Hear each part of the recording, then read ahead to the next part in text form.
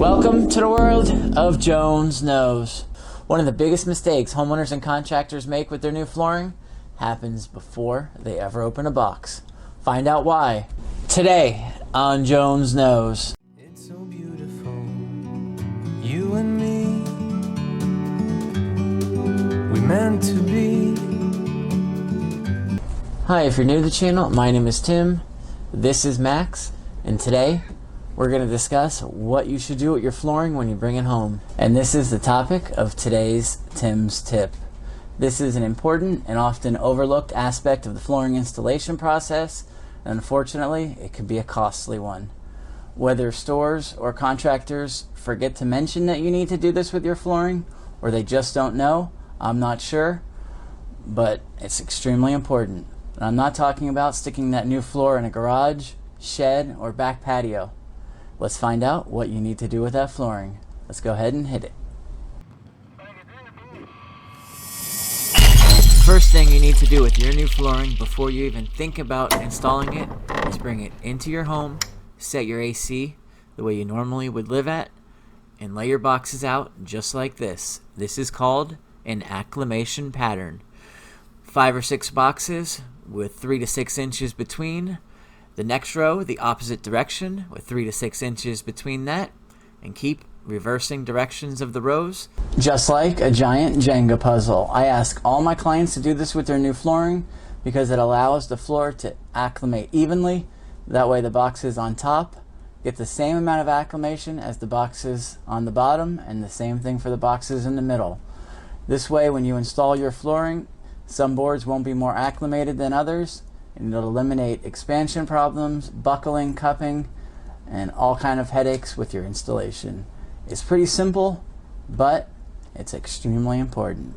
Now, if you have bamboo, let's throw the rule book right out the window because it's a little bit different. Bamboo is a grass. It's not a hardwood. You're going to want to take all the flooring out of its boxes just like this.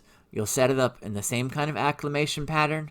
So instead of 48 hours to 72 hours to as much as a week with a regular hardwood, bamboo, on the other hand, could take 3 to 4 weeks to acclimate.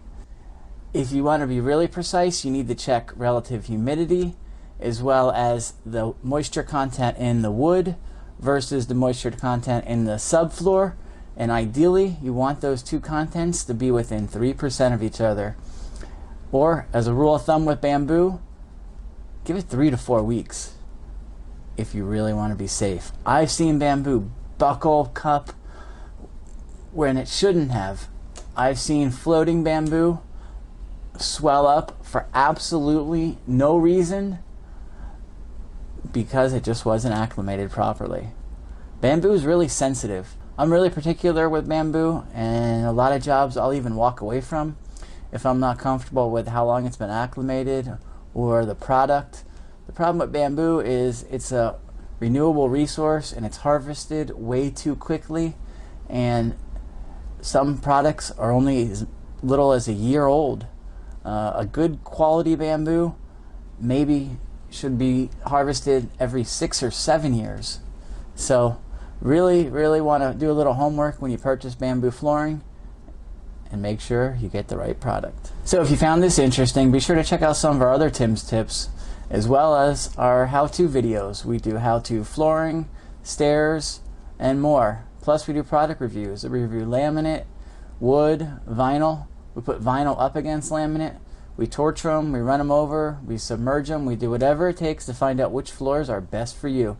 If you haven't subscribed yet, I want you to take out your favorite flooring mallet, smash that subscribe button so you don't miss any future videos.